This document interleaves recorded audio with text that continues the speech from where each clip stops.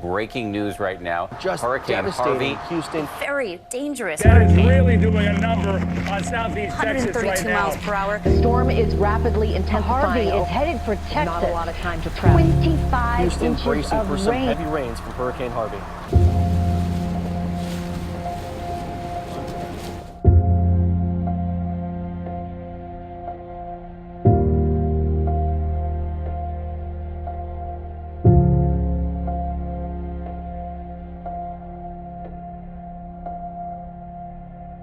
We knew that it was going to come our way. It was basically going to turn into a tropical depression and then just sit on us, if you will.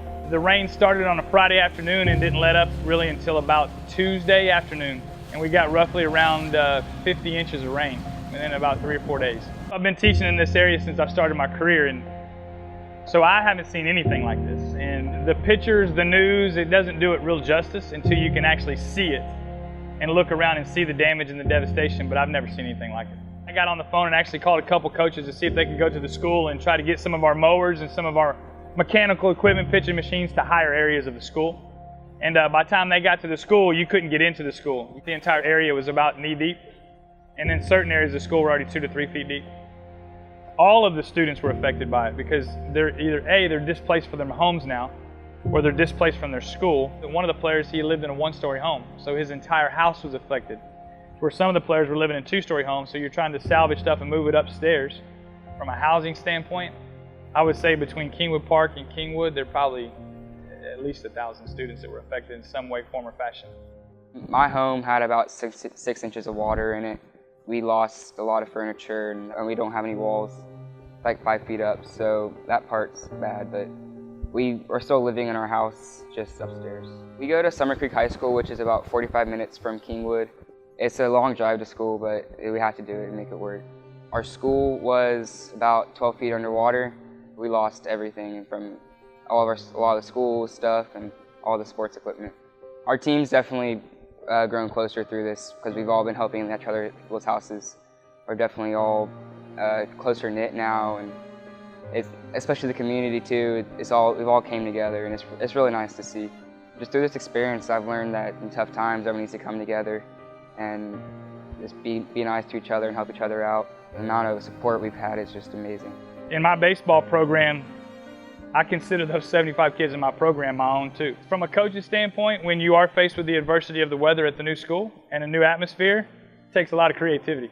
Every game we play this year is going to be a road game, so it's adversity. It defines you as your character.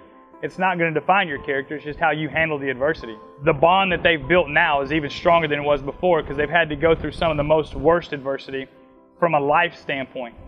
And now the easy thing that we get to do is play baseball. So whether we're in a foreign place playing, we're still getting to do something we love, and it's our escape. So it's new territory for us to go in and say, okay, how are we going to try to get through today? I pray, Lord, that the people of Kingwood would feel your love. It was the students of Argyle High School that decided that they wanted to do something. And of course they came to me and said, Ms. Sutton, we need to do something to help them. And so we just jumped right on and started gathering supplies.